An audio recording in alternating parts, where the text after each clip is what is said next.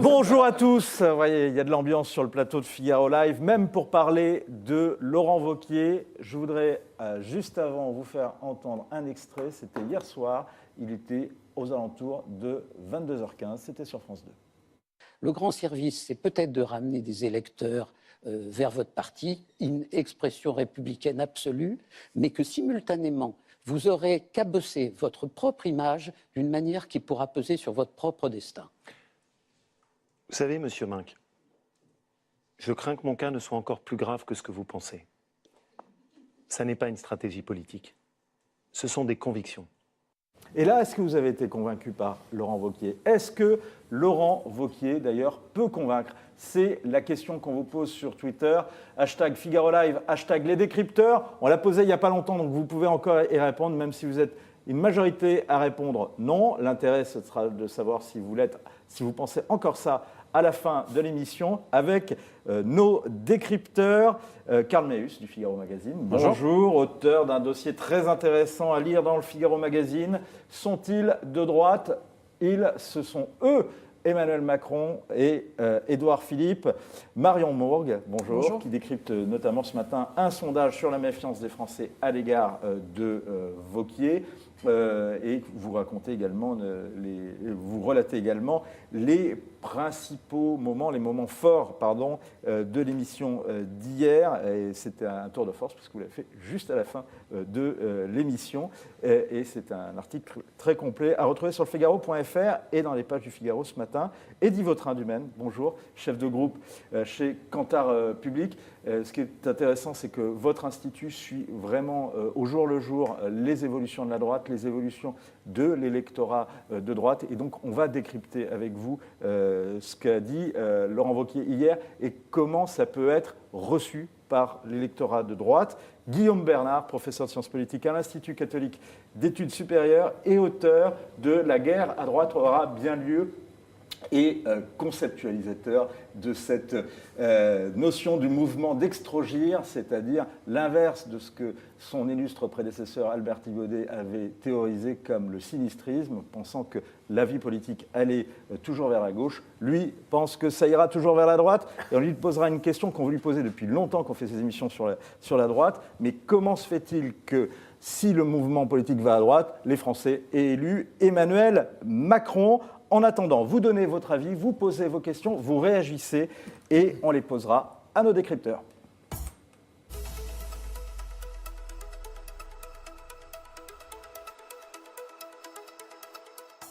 Il a réussi à intégrer l'espace qui reste entre Macron et le FN.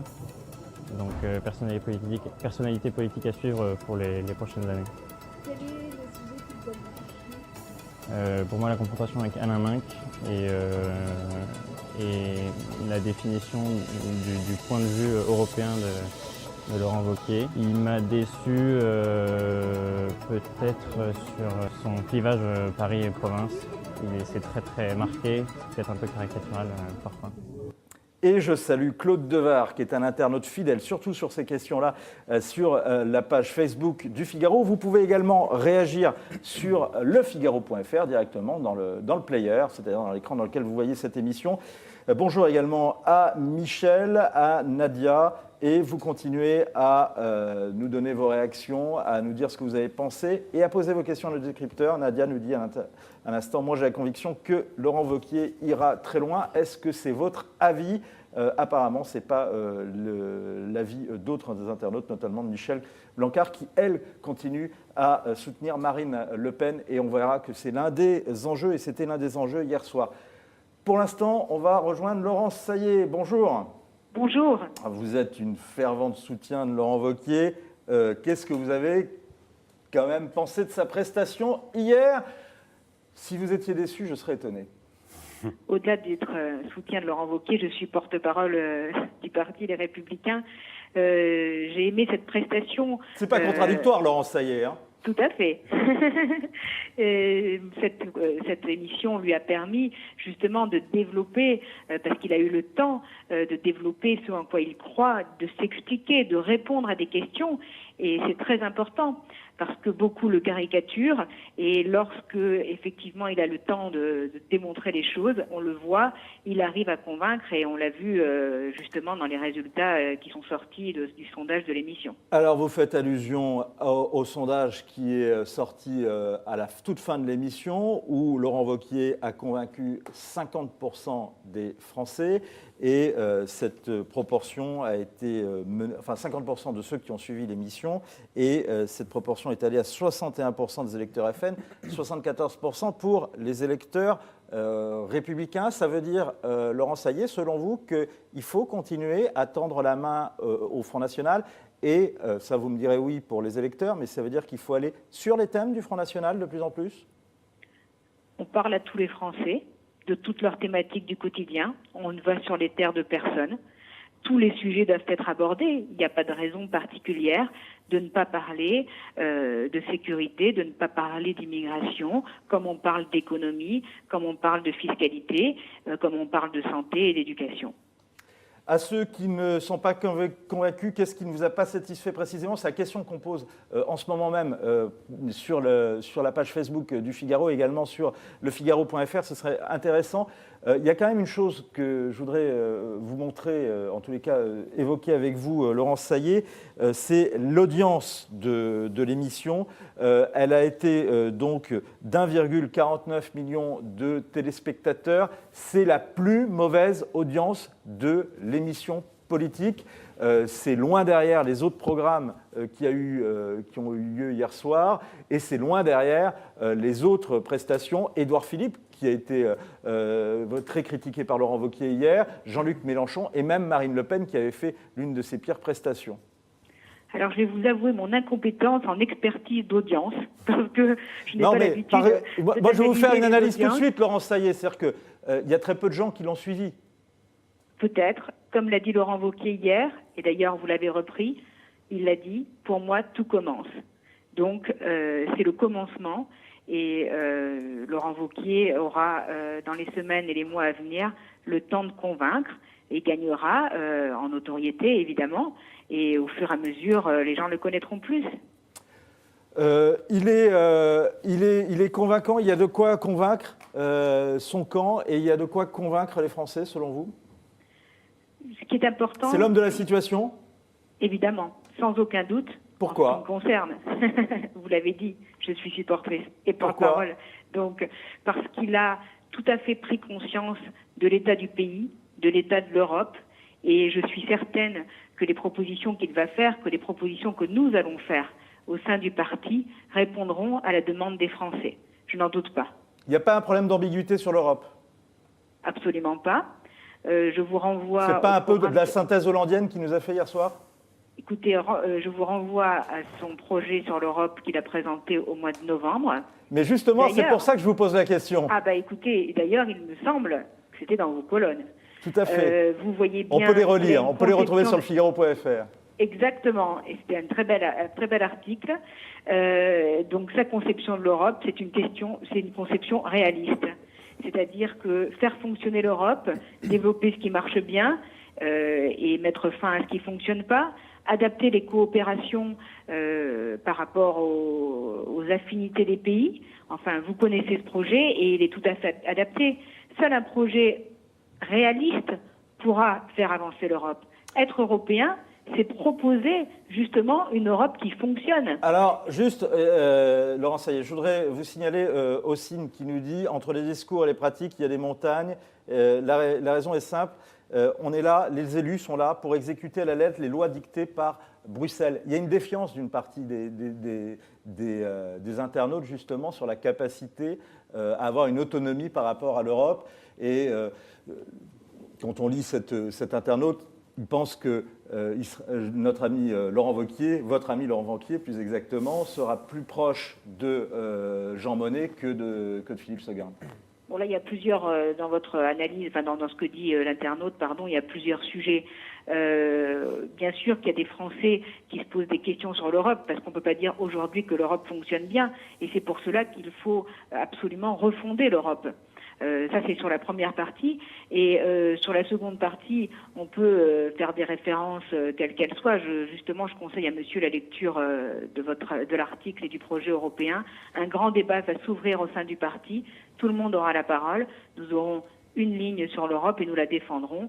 Nous sommes euro-réalistes et il n'y a que ça d'envisageable justement pour avancer. Une toute dernière question, Laurent Saillet, une réponse courte. Ce week-end, Conseil national, on va y revenir tout à l'heure dans le courant de l'émission, mais un certain nombre de personnalités, notamment Florence Portelli, Maëlle de Calan, demandent à ce que leurs amis soient mieux représentés au bureau politique. Est-ce qu'il va leur être donné une réponse positive, une issue qui peut les satisfaire ? Ce que je peux vous dire, c'est que la proposition qui leur avait été faite était tout à fait équilibrée et respectait toutes les sensibilités du parti. Alors je ne sais pas aujourd'hui, parce que vous imaginez bien que c'est pas aujourd'hui que j'ai appelé Laurent Wauquiez pour savoir où est-ce qu'il en était, mais quoi qu'il en soit... Aux dernières nouvelles, ça en était où ? Aux dernières nouvelles, c'est les nouvelles que vous avez. La proposition qui a été faite était tout à fait équilibrée. C'est-à-dire, vous pouvez rappeler ? C'est-à-dire qu'on leur a donné un nombre de postes dans le respect de toutes les sensibilités du parti. On ne va pas faire une bataille de chiffres. Vous comprenez bien que... justement, c'est un des problèmes. Donc c'est pour ça que je vous demandais combien vous leur proposez de postes. Moi, ce n'est pas à moi de rentrer dans le détail des chiffres. Ce que je veux vous dire, en plus, il y a deux instances, si vous voulez rentrer dans le détail, mais vous m'avez dit une réponse courte. Donc soit je vous explique, et j'ai un peu de temps, soit je vous dis que ce qui a été proposé est tout à fait équilibré. Il y a beaucoup de sensibilité dans le parti. Il n'y a pas seulement la sensibilité Maëlle de Calan et Florence Portelli, et les sensibilités ainsi que les territoires ont été respectés dans l'équilibre qui a été proposé par Laurent Wauquiez. C'est une polémique inutile. Donc la réponse courte, c'est par exemple, ça peut être un chiffre, justement, Laurent Saillet. Donc si vous l'avez, vous pouvez me le donner. Déjà, il y a deux instances. On ne peut pas faire une réponse courte sur quelque chose. Bon, c'est pas à moi ok, de vous me l'avez dit. Je ne suis pas. Je n'ai pas à moi de. Moi, je ne veux pas des calculs d'apothicaire. Vous savez, ça c'est la vieille politique. Et quelle image il donne justement. Alors que justement, on est dans le renouveau. Laurent Wauquiez a mis autour de lui des nouveaux visages. Ils font partie de la nouvelle génération et ils donnent l'image d'une vieille politique avec des calculs d'apothicaire qui n'intéressent personne. Est-ce que ça ne vous intéresse pas ? C'est la question qu'on pose à nos internautes. Et en tout cas, merci beaucoup d'être intervenu, Laurent Saillet, et de nous avoir donné votre première réaction après donc la prestation de Laurent Wauquiez. D'abord, on reviendra peut-être sur le chiffre, Karl ou Marion, si vous avez des indications. Oui, on peut donner les chiffres. C'est combien ? Ces 5 postes ont été proposés à la Commission nationale des investitures, donc 3 pour Florence Portelli et 2 pour Maëlle de Calan et 10 pour les 2 au bureau politique. Voilà, et ils auraient voulu qu'il y en ait plus parce que c'est 10 sur 80 alors qu'ils ont fait tous les 2 25% à l'élection pour la présidence de LR. Un certain nombre d'internautes qui réagissent actuellement, notamment Odette, ont trouvé Laurent Wauquiez très bon. Le problème, on va regarder encore de nouveau les chiffres, c'est qu'il a été très peu regardé, Karl, hier. Oui, au fond, j'ai trouvé que l'émission était assez emblématique des difficultés et des perspectives qui attendent Laurent Wauquiez, parce que à la fois assez peu de gens l'ont regardé, c'est la plus mauvaise audience, mais ce n'est pas totalement illogique. Aujourd'hui, Laurent Wauquiez, il ne s'adresse pas à l'ensemble des Français. Aujourd'hui, Laurent Wauquiez, il sort d'une élection interne dans laquelle il s'est adressé d'abord aux militants. Là, il commence à s'adresser un peu plus aux électeurs de droite, mais donc le chemin est long. D'ailleurs, il l'a dit plusieurs fois. Il a dit, attendez, il a 4 ans devant lui, donc il a le temps. Et en même temps, pour reprendre cette expression que tout le monde adore aujourd'hui, ça montre les perspectives qu'il a, qui ne sont pas si négatives, parce que les gens qui l'ont écouté et qui ont été interrogés par le partenaire de France Télévisions a montré qu'il les a convaincus en majorité. 51% pour l'ensemble de ceux qui le regardaient. Et sur le segment qui, lui, l'intéresse, c'est-à-dire droite et éventuellement électeurs d'extrême droite, ça monte à plus de 60%. Donc de ce point de vue-là, ça montre la marge de progression et sa capacité à convaincre. Eddy, votre ingénieur, ces chiffres vous ont étonné, les 50% de gens qui ont été convaincus hier Non, pas forcément. Au regard de ceux dont vous disposez. Non, pas forcément, parce que c'était la question qui se posait, c'était à qui est-ce qu'il allait s'adresser. Et là, force est de constater qu'il s'est adressé d'abord aux gens qui étaient susceptibles de voter pour lui. En tout cas, aux militants des Républicains. Et c'est assez intéressant parce que c'était sans doute l'un des enjeux de cette émission, c'était de parler aussi à droite, au sens large, de parler aux militants des Républicains qui l'avaient élu, mais c'était aussi de s'adresser, et c'est aussi le deuxième sujet, enfin la deuxième thématique au sein de l'opinion publique, c'était de gagner en notoriété pour être capable d'incarner l'opposition face à la République en marche et face à Emmanuel Macron. Et c'était aussi sans doute pour ça qu'il y a certaines ambiguïtés qu'on retrouve aussi nous, dans l'opinion publique, sur la question de l'Europe, sur la ligne de clivage justement, sur sa ligne de clivage lui à droite, avec des Français sympathisants LR-UDI qui finalement sont encore assez réticents, en tout cas assez sceptiques sur la capacité ou pas de Laurent Wauquiez à incarner l'avenir et l'avenir de l'opposition d'une manière plus précise. Guillaume Bernard, vous, de votre point de vue, comment vous avez jugé la prestation de façon globale ? Je l'ai trouvé quand même un peu éteint de manière globale, mais ça peut s'expliquer, et notamment par rapport à sa campagne pour l'élection à la présidence de LR, où il était plus nerveux, plus vindicatif, plus conquérant. Ça peut s'expliquer par une chose, c'est qu'effectivement, là, certes, il s'adresse essentiellement aux téléspectateurs qui étaient de droite pour essayer de rassembler différentes parties de ce spectre. Et là, l'objectif a été réussi. En tout cas, sur les thèmes qui ont été abordés et sur le positionnement qu'il a pris, de manière globale, plutôt oui. Mais il est certain qu'il se retrouve dans une situation compliquée qui est qu'il veut à tout prix essayer de maintenir l'unité de LR. Très sincèrement, cette unité, c'est un leurre. Enfin, je veux dire, on a bien vu avec les constructifs, on voit avec Alain Juppé. Et donc, par conséquent, il table sur le fait que d'un côté, Marine Le Pen est décrédibilisée. Il n'est pas allé au bout de sa logique, c'est ce que vous êtes en train de dire. C'est ce que je pense, oui. Marion, est-ce qu'on sait à quel moment ça a marché, ce qui a peut-être été le plus entendu, le plus écouté lors de l'émission ? On a vu tout à l'heure l'extrait avec Alain Minc, d'ailleurs.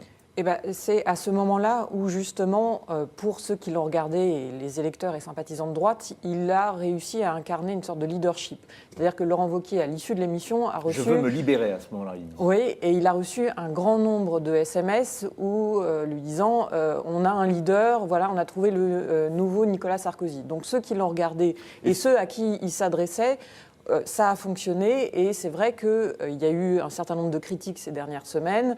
Encore hier dans la journée, Florence Portelli et Maëlle de Calan. Là, il a réussi à 2 jours du Conseil national à se libérer en effet et à incarner un peu un leadership. On verra si ça tient. Il y a Alain Juppé, Xavier Bertrand, un certain nombre de critiques, Valérie Pécresse qui fera encore entendre une petite voix samedi. Mais hier, ça a fonctionné. Il y a de quoi rassurer l'électeur, en tous les cas le militant, parce que c'est ça qui est quand même très frappant, c'est qu'il faut convaincre le camp. Enfin, c'est très rare de voir. Mais ce moment face à Alain Minc, c'est là où il a réussi à imposer une voix et à tenir l'émission à ce moment-là. Est-ce qu'il gagne à ce moment-là, à votre avis, la bataille de la sincérité ? Parce que c'est quand même le problème qui revient de façon récurrente.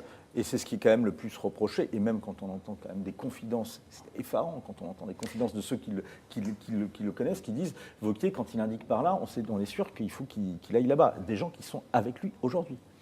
La critique a été récurrente pendant l'émission, Alain Minc et Benjamin Griveaux.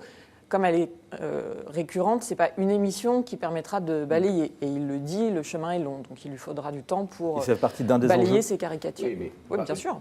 Juste un mot, c'est-à-dire que cette critique sur la sincérité, c'est en fait, de manière sous-jacente, la critique sur le fait qu'il se droitise. Personnellement, je ne fais pas partie de ceux qui lui reprochent de se droitiser. Voilà. Non, ça, et donc par conséquent, au-delà de la question de la sincérité, c'est la question du positionnement. Non, parce que c'est quand même quand les gens, l'anecdote que je vous raconte, je l'ai entendue de gens qui travaillent avec lui. Je vous crois sur parole, mais vous savez, moi justement, je suis un provincial, j'arrive de Vendée, et donc effectivement, je ne suis pas autant au courant que vous. Mais c'est un élu de région qui me l'avait raconté. On va regarder et suivre un petit peu quelques déclarations, à la fois des citations sur Twitter et puis quelques extraits de cette émission. Je voudrais qu'on regarde d'abord ce qu'il a dit sur le plan économique. Et à chaque fois, vous allez me dire si vous avez trouvé, s'il peut être entendu, s'il peut être écouté et s'il est pertinent au regard des attentes. La première, donc, une des premières déclarations, c'est sur la politique fiscale. Enfin, ce n'est pas une des premières, c'était au cours de l'émission, mais c'est dans le débat face à Benjamin Griveaux. La politique fiscale de votre gouvernement fait 42% de cadeaux fiscaux, 5% les plus riches. C'est ce qu'il déclare. La suppression de la taxe d'habitation, c'est une baisse de 3 milliards, alors que la hausse de la CSG est de 23 milliards. C'est injuste. Est-ce qu'il peut être entendu, écouté, pertinent. Carl. D'ici la semaine prochaine, ça va être difficile, parce que le gouvernement attend depuis longtemps et avec impatience l'arrivée du 31 janvier, où tous les salariés auront reçu leur feuille de paye, sur laquelle, c'est ce qu'a dit Benjamin Griveaux, normalement, il devrait y avoir une hausse du salaire net. Et ça, le gouvernement a bien l'intention...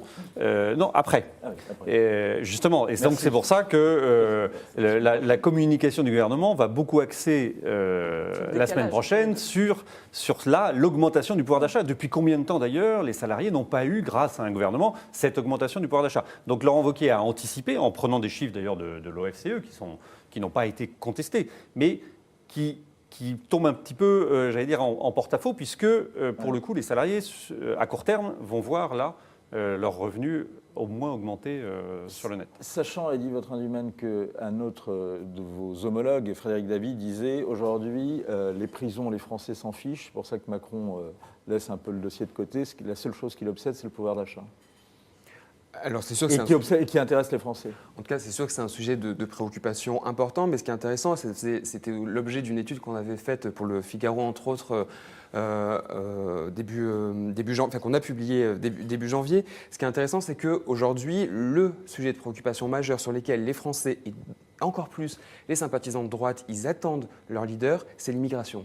Et c'est ça qui est intéressant, c'est que la question du chômage, la question du pouvoir d'achat, elle est évoquée, bien entendu, parce que c'est un sujet de préoccupation pour l'ensemble des Français. Mais à droite, le sujet qui les préoccupe, et de manière majoritaire, 58% d'entre eux, des sympathisants LR, UDI, pour eux, c'est la maîtrise de l'immigration qui est un sujet de préoccupation majeur. Et c'est le seul qui est majoritaire. On va y revenir. Guillaume Bernard, justement, vous aviez... Vous hochiez négativement de la tête. Et sur le fait que ce soit le sujet principal. Oui, je pense que ça n'est pas le sujet principal dans l'opinion publique de manière, en tout cas à droite en particulier. Simplement sur la question... Soit l'opinion publique, soit l'opinion publique globale, soit l'opinion à droite. En tout cas, pour ce qui est de la droite, c'est clair, c'est la question de l'immigration et de l'insécurité, les sujets régaliens. Ouais. Sur la question de la fiscalité, je crois que la position ou le positionnement de Laurent Wauquiez est assez intelligent, c'est-à-dire qu'à la fois, il se fait le défenseur des libertés économiques, des libertés sociales, tout en ne préconisant pas le libéralisme, je dirais, à tout craint, c'est-à-dire non pas la baisse des charges simplement, mais l'idée ou la doctrine selon laquelle il n'y a pas de valeur en soi, mais simplement des valeurs par rencontre de volonté. Il se fait un défenseur d'une position de droite sociale, et là, pour le coup, il est dans un équilibre qui devrait faciliter le fait que les différents électeurs de droite soient satisfaits par cela. Marion, c'était d'ailleurs cohérent avec son positionnement, puisque c'était la droite sociale, c'était le nom d'un de ses courants, si je ne m'abuse. Oui, il y a quelques années. Mais là où Laurent Wauquiez a réussi à trouver un angle face à Emmanuel Macron, c'est plutôt la haine de la province. Alors c'était dit de manière assez caricaturale au début et assez fort, donc il a battu un peu en brèche. C'est l'un des enjeux, c'est l'un des moments du débat avec Alain Minc. Oui, et on sent bien qu'Emmanuel Macron a senti que ça pouvait prendre dans l'opinion, d'où son déplacement hier pour les vœux au monde rural, donc un déplacement sur le terrain. Et là, Laurent Wauquiez a senti que ça pouvait prendre dans l'opinion, et y compris le président des riches aussi. Donc Laurent Wauquiez trouve deux angles, et il le déroule pendant l'émission. On verra si ensuite ça tient les prochaines semaines. Alors vous parliez justement, Eddie, je vous redonne la parole, vous parliez justement de l'immigration. Voici, c'est là bien sûr des moments forts de l'émission, en tout cas si on suit les évolutions des tendances sur Twitter, non pas le moment où il parle arabe, mais quand il parle d'immigration. Le moment où il parle arabe, c'était l'un des autres moments forts, en tout cas ce que disait Jean-Baptiste Marcouteau. On écoute Laurent Wauquiez. Ce que je propose, c'est qu'on remette à plat la totalité de notre politique d'immigration sur toutes ses composantes, sans tabou, et avec un objectif simple. La France ne peut plus continuer à accueillir autant d'immigration chaque année. Vous en faites rentrer combien, Je considère qu'il faut diminuer au moins de moitié le niveau de l'immigration actuelle et la ramener 100 000 en dessous de la barre des 100 000.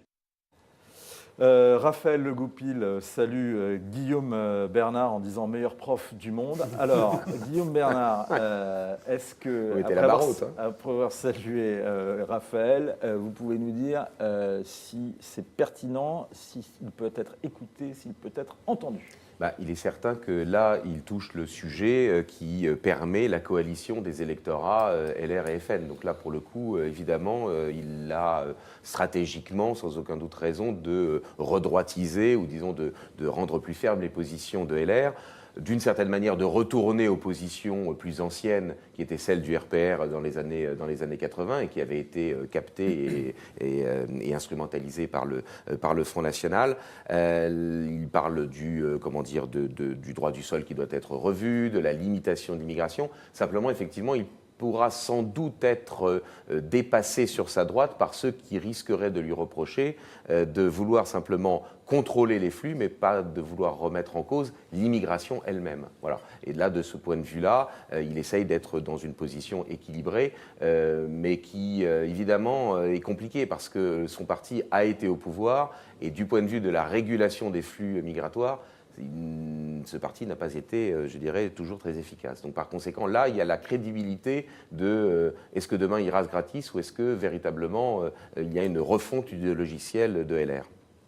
Il est confronté aussi à un autre problème qui est qu'Emmanuel Macron a bien compris qu'il était attendu là-dessus et qu'au moins dans les paroles, en attendant de voir les actes et de voir l'application de la loi, il a un positionnement qui est quand même très à droite, ou en tout cas qui séduit une partie de l'électorat de droite.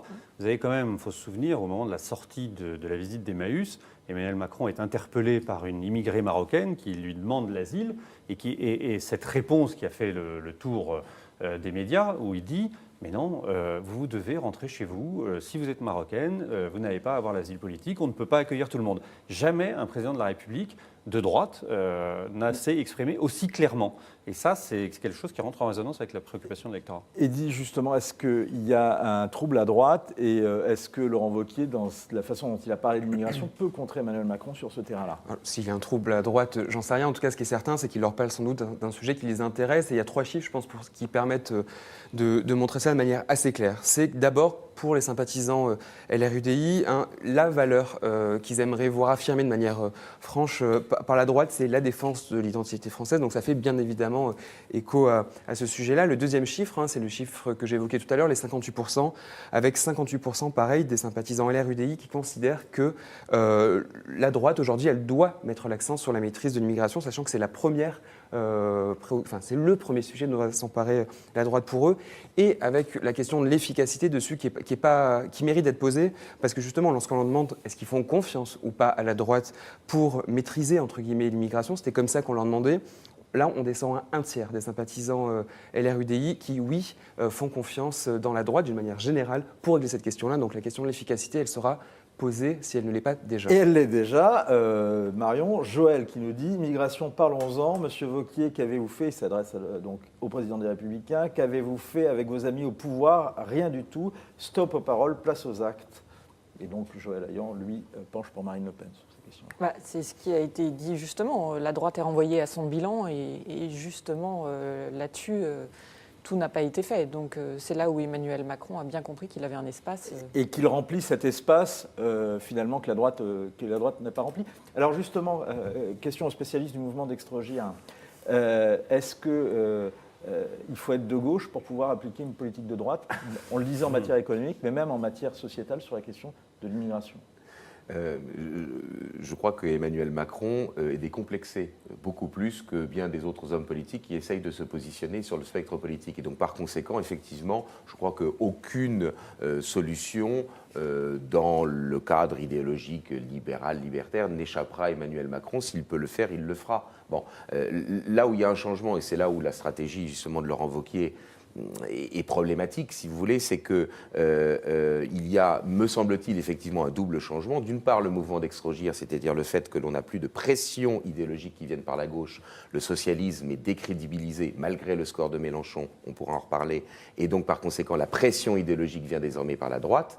Mais cette pression idéologique qui vient par la droite, et c'est la deuxième circonstance, conduit à ce que désormais, on a un glissement des forces politiques de la droite vers la gauche. L'élection d'Emmanuel Macron, ben oui, c'est la progression Alors, plus le pays vient à droite, plus on vote à gauche. Non, alors, plus le pays est à droite. Attendez. Ce qui est à droite n'est pas forcément de droite. C'est ce qui est de droite, c'est ce qui est à droite redevient de droite qui se développe. Et par conséquent, ça conduit à un glissement de ce qui était sur la droite du spectre politique vers la gauche. Et c'est la réunification idéologique. Donc c'est agir, les constructifs. Que Michéa a identifié, c'est-à-dire la réunification idéologique du libéralisme économique et sociétale. Macron, c'est l'incarnation du mouvement d'extrogir, c'est-à-dire le fait que ce qui est à droite redevient de droite. Ce qui était localisé à droite, mais voilà, qui n'était pas idéologiquement de droite, finalement, retourne à gauche. Et, en tout et cas, c'est le mouvement Agir les dans une constructifs. position centrale. Mais ça veut donc dire aussi que ce qui est véritablement de droite est pour aujourd'hui, en tout cas pour l'heure, encore minoritaire. Alors, question justement, illustration, Guillaume Bernard, il y a un thème vraiment à droite, en tout cas un marqueur sociétal dans cette droite de conviction que vous décrivez, ce sont les questions éthiques, ce sont surtout après la manif pour tous, et sur les questions sur la PMA et la GPA. Et voici donc ce que déclare à un autre moment fort de l'émission, Laurent Wauquiez, quand il se trouve donc face à une femme qui a eu par PMA une enfant avec son épouse. Mon devoir donc elle a bénéficié de la loi Taubira sur le mariage pour tous. Mon devoir de politique, répond Laurent Wauquiez, c'est au-delà des cas personnels de soulever des questions éthiques. Ce n'est pas un simple désir d'enfant, mais des questions sur les conséquences lourdes pour notre société, eugénisme, marchandisation. Donc Laurent Wauquiez est interpellé à ce moment-là par cette mère et épouse lesbienne sur le fait qu'elle peut éduquer un enfant, qu'elle a même fait baptiser, qu'elle l'éduque bien comme un couple hétérosexuel. Et Laurent Wauquiez ne lui dénie pas cette possibilité de bien éduquer son enfant, mais pose le problème donc, de la PMA et de la GPA et sur tout ce qu'il peut avoir autour du problème du trafic d'embryons, pour parler clair. Oui, alors là, deux choses, me semble-t-il, doivent être dites. J'ai trouvé qu'il y avait beaucoup dans cette émission, en particulier hier soir, l'instrumentalisation de cas d'espèces qui sont supposés résumer l'enjeu général, alors qu'en fait, oui, mais ils déforment. Mais c'est une loi du genre. C'est la façon, c'est comment il va réagir par rapport à ça. Je sais bien, sauf que le problème, c'est qu'évidemment, l'historien des idées politiques n'est évidemment pas satisfait par ce genre d'instrumentalisation. Le deuxième point, c'est que là, on a vu Laurent Wauquiez, effectivement, dans une position délicate. C'est-à-dire qu'il n'a pas osé, dans le fond. Il n'est pas allé jusqu'au bout. Il n'est pas allé jusqu'au bout. Il n'a pas osé dire à Léa Salamé, ce que vous me présentez n'est pas une famille. C'est une conjonction de personnes qui ont des sentiments, qui font peut-être très bien les choses, mais institutionnellement parlant, ça n'est pas une famille. Il n'a pas osé, je dirais, dire à cette dame qu'elle aime peut-être cet enfant, mais qu'à l'origine, en fait, elle l'a utilisé, elle l'a conçu comme une chose. Il a utilisé le terme de gamète, en même temps, il a été assez cohérent avec ses positions et le fait qu'il ait... En remettant plus en cause le mariage homosexuel, et il aura beaucoup de mal à remettre en cause la PMA, et vous savez bien qu'avec sur la loi Taubira, parce qu'on n'a pas très bien compris quelle était sa position sur la loi Taubira. Sur le mariage il ne s'attaquerait qu'à la deuxième partie de la loi Taubira, c'est-à-dire à la question de l'adoption. Eddy, est-ce que justement ce moment-là, il a été pertinent vis-à-vis de son électorat et vis-à-vis des mouvements de l'opinion ? En tout cas, il s'est aventuré sur un terrain qui est assez glissant parce qu'en fait, justement, l'opinion des Français, mais aussi l'opinion des sympathisants les Républicains, elle n'est pas cristallisée sur ce sujet-là. Autrement dit, il y a beaucoup de lignes de fracture qui existent. Ces lignes, elles existent au sein de la population française. Il n'y a pas de consensus, il n'y a pas de ligne dure qui arrive à se dégager des enquêtes qu'on peut mener. Et en même temps, quand on regarde un peu ce que pensent justement les sympathisants et les Républicains, il y a juste un tiers d'entre eux. Alors juste, c'est pas rien, il faut bien sûr les entendre et les écouter, mais c'est pas quelque chose qui est majoritaire, qui considère que le respect des traditions, c'est une des valeurs que la droite devrait affirmer de manière importante. Donc on le voit, c'est un sujet qui est important, mais qui encore aujourd'hui fait clivage chez les Républicains, mais comme il le fait ailleurs dans la société française. Karl, je vous donne la parole à l'instant, mais Guillaume, justement, c'est l'un des problèmes, c'est l'un des enjeux pour la droite sur son évolution. Il faut qu'elle ait tranché sur ces questions des valeurs. Parce que entre la droite libérale et la droite conservatrice, c'est vraiment, il y a une frontière, il y a un fossé. Eh bien oui, et si vous voulez, le problème c'est que je crois que toute une partie de nos hommes politiques n'ont pas pris la mesure de ce que le phénomène Macron obligé d'une certaine manière à une clarification idéologique. C'est ça le gros avantage de Macron, y compris là-dessus, bien sûr. Karl, on sentait qu'il essayait de jouer sur deux tableaux, Laurent Wauquiez, à ce moment-là.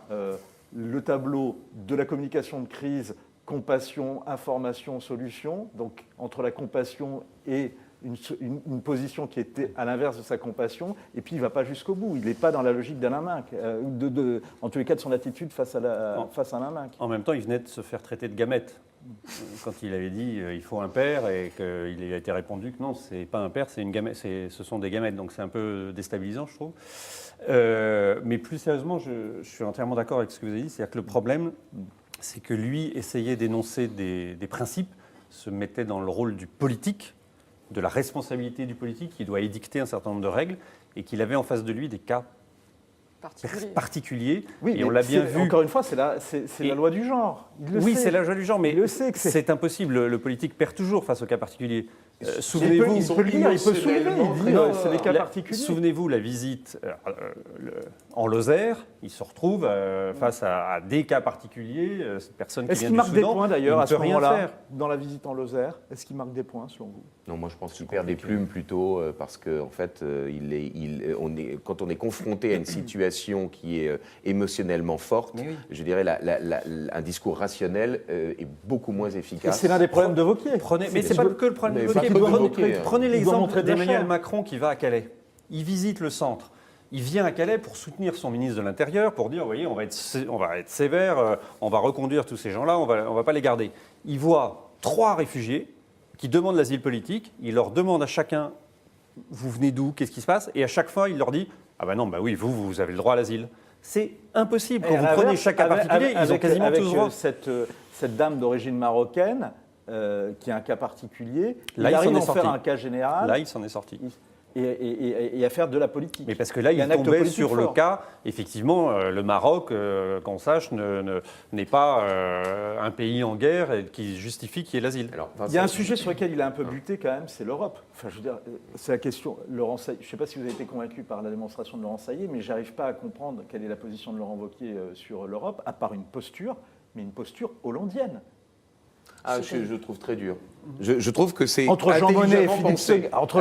C'est pas forcément ce que l'on préconiserait les uns et les autres. Entre le fédéralisme voulu par Jean Monnet et le souverainisme voulu par Philippe Seguin, il n'y a pas de, c'est pas possible. Sauf que nous sommes aujourd'hui en 2018, que nous sommes à une Europe à 27, enfin 28, bientôt 27, et qu'elle pourrait réaugmenter quant au nombre d'États membres, et que donc l'entre-deux qu'il a trouvé, la solution qu'il a trouvée pour pouvoir faire une liste aux élections européennes de l'année prochaine qui ne partirait pas trop, je dirais, dans les contradictions, c'est de dire il nous faut un approfondissement institutionnel, mais avec un nombre d'États réduit, et abandonner l'élargissement géographique. Et son message est assez clair, c'est de dire je suis européen, mais l'Europe telle qu'elle est aujourd'hui ne me convient pas, et donc à partir de là... Donc il est encore fédéraliste, il est fédéraliste avec non, pays. Justement, non, justement, il est pour l'Europe des nations, et il propose différents cercles, c'est-à-dire un noyau dur qui fonctionnerait sur certaines thématiques, et ensuite sur certaines thématiques. Un noyau dur où il y aura un gouvernement économique. Il y aurait plusieurs cercles. Et donc c'est l'idée qu'il n'est pas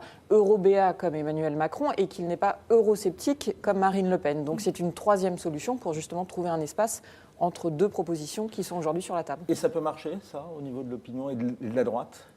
En tout cas, je pense qu'encore une fois, comme les sujets de société, les sujets autour des valeurs, c'est un sujet qui est compliqué chez les Républicains, mais qui est compliqué à droite et qui est compliqué à gauche aussi d'ailleurs, parce qu'en fait, c'est un sujet qui clive et que tant que ces lignes de clivage elles ne seront pas énoncées de manière claire et qu'il n'y aura pas de décision politique, en tout cas qui sera faite sur ce sujet-là, ça restera compliqué. Et ça peut être également un autre clivage. C'est-à-dire qu'il y a un autre clivage, c'est entre les souverainistes et les fédéralistes, entre les mondialistes et les identitaires. Toute la question, c'est de savoir sur quoi Laurent Wauquiez et les autres hommes politiques sont prêts à envisager, je dirais, un approfondissement institutionnel. Si c'est du point de vue économique, beaucoup d'Européens se disent, dans le fond, on a tous les inconvénients de l'État fédéral sans les avantages. Si en revanche, il préconise la défense, les affaires étrangères, c'est-à-dire le fait de constituer une puissance géopolitique pour l'Union européenne, dans ce cas-là, effectivement, il me semble que ça pourrait fonctionner. Il nous reste 5 minutes pour aborder la deuxième partie, mais ce sont les défis de Laurent Wauquiez. Karl, vous les avez déjà abordés un peu hier, on vous en parle dès maintenant, et on s'est retrouvé sur lefigaro.fr, l'extrait. Il y a le Conseil national des LR ce week-end. Qu'est-ce qui va se passer? Et on parlait effectivement donc de la protestation de Florence Portelli et Maëlle de Calan. Est-ce que le problème va être résolu? Et de façon générale, quand on voit cette annonce de Dominique Bussereau qui annonce qu'il quitte les Républicains, il est soutenu en ça par Alain Juppé qui ne va pas signer sa cotisation. Est-ce que le premier enjeu, ça va être ça? Ça va être de virer l'ancien monde et de virer les centristes, en fait? C'est le premier des défis qu'il a à résoudre, c'est-à-dire stopper Pécresse l'hémorragie. Oui, mais ça, Valérie Pécresse, Xavier Bertrand, ça va continuer jusqu'en 2022. C'est-à-dire que ces gens-là qui... Aujourd'hui, Xavier Bertrand, il est parti. Oui. Mais Valérie Pécresse, elle va Fabienne rester Keller, dans le parti. qu'on entendait hier, par exemple, aussi, qui a encore payé sa cotisation. Elle s'éloigne, elle est sur Agir. Elle a payé sa cotisation républicaine, disait-elle hier. Mais ces gens-là, ils n'ont aucun intérêt politique à soutenir Laurent Wauquiez. Donc il faut qu'ils partent. Pas forcément. Parce que vous savez, c'est le supplice chinois, on met une petite goutte goutte tous les jours. À ça Et bien, la difficulté de Laurent Wauquiez, c'est ça. Alors c'est pour ça qu'il fait monter Virginie Calmels au niveau de la vice-présidence et qu'il en parle pour les élections européennes. C'est pour ça qu'il fait monter le centriste Jean Leonetti pour dire, voyez, j'ai gardé la structuration des Républicains telle que j'en ai hérité. L'héritage, c'est l'UMP qui regroupait les gaullistes, les centristes, les libéraux. La difficulté qu'il a, donc c'est ce qu'on évoquait tout à l'heure, c'est que du coup, il y a moins de cohérence dans le fond, puisqu'il faut satisfaire tout le monde. Mais c'est surtout que là, le Conseil national va a priori mieux se passer du fait de cette émission qui est plutôt réussie pour Laurent Wauquiez. Ça ne veut pas dire qu'il n'y aura pas des critiques, mais elles vont être plus tard. Et de toute façon, maintenant, le grand rendez-vous, c'est les européennes. Donc pendant un an, les Républicains vont s'écharper. Et puis, le juge de paix, ce sera l'élection des européennes. Et là, on verra si Laurent Wauquiez a réussi ou pas son pari. Wauquiez sera président LREM, se perdra à privilégier les plus aisés en perdant son électorat de gauche. C'est ce que nous dit Flo Dupont, qui est une internaute fidèle, et on la remercie de nous suivre. Juste un point, politologue, est-ce que, à votre avis, Laurent Wauquiez est attendu sur cette question, effectivement, faut-il qu'il rassemble, ou bien est-ce qu'il faut qu'il clarifie et qu'il pousse les Valérie Pécresse ou, vers la sortie? Est-ce que ce n'est pas une erreur de faire venir des gens comme Virginie Calmels, Jean Leonetti? En tout cas, son premier défi à lui, c'est d'incarner à la fois sa légitimité qu'il a eue par le vote, mais maintenant de s'installer dans le fauteuil de leader des Républicains, donc de s'incarner vis-à-vis des siens, mais aussi vis-à-vis du grand public, parce qu'il faut qu'il puisse endosser un peu maintenant ce rôle de chef de l'opposition. Et ce que disait Brice Taturier, c'est que justement, il n'incarne pas l'opposition. Aujourd'hui, l'opposition est incarnée par Mélenchon ou par Marine Le Pen. Est-ce qu'il a marqué des points d'ailleurs à ce niveau-là, à votre avis? En tout cas, s'il continue à affirmer sa ligne politique, c'est sans doute aussi pour s'installer, lui, dans la figure d'opposition à l'égard d'Emmanuel Macron. En tout cas, c'est sans doute un des principaux défis qu'il aura à relever, avec le deuxième qui sera sans doute aussi, pour pouvoir accéder et incarner cette opposition, la définition, laquelle j'en sais rien, mais de sa ligne programmatique et du logiciel politique que lui, il va impulser maintenant qu'il est la tête des Républicains. Parce qu'une fois qu'il invente le wauquiezisme. En tout cas, il faut qu'il en fasse quelque chose. Le meilleur professeur du monde, il a le mot de la fin.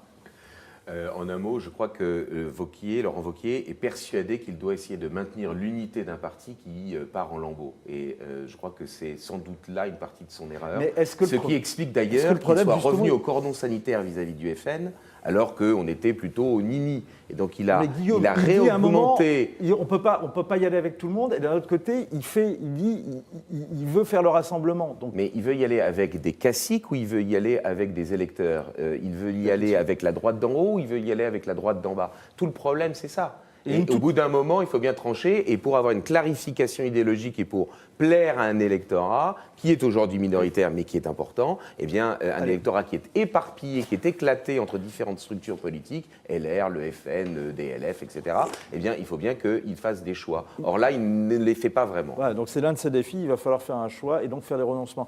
Juste une toute dernière question. Le temps est écoulé, mais vraiment, est-ce qu'il a marqué des points vis-à-vis de l'électorat populaire, à votre avis, hier soir, qui est l'un des défis pour Laurent Wauquiez? En tout cas, il aura parlé d'un sujet de l'électorat populaire, je ne sais pas, en tout cas, il a parlé aux gens de droite en parlant d'immigration et force est de constater que c'était un sujet de préoccupation majeure, le sujet de préoccupation majeure pour eux. Parce que c'est quand même tout l'enjeu aussi pour Laurent Wauquiez, c'est l'un des défis, c'est de pouvoir retrouver l'électorat populaire pour les Républicains. Et comme lui a dit Nicolas Sarkozy, le politique, ce sont des additions, pas des soustractions. Bien, c'est sur cette phrase qu'on se quittera, Karl. On continue justement à débriefer cette émission dans 4-5 minutes avec un autre membre des Républicains, c'est Geoffroy Didier, qui est l'invité de Yves Tréhard dans le talk. Et puis on reviendra bien sûr sur cette prestation ce soir dans Point de vue avec Guillaume Roquette. D'ici là, vous restez sur Figaro Live. On va faire le point cet après-midi avec une émission spéciale sur les crues et les inondations. On sera sur la Seine.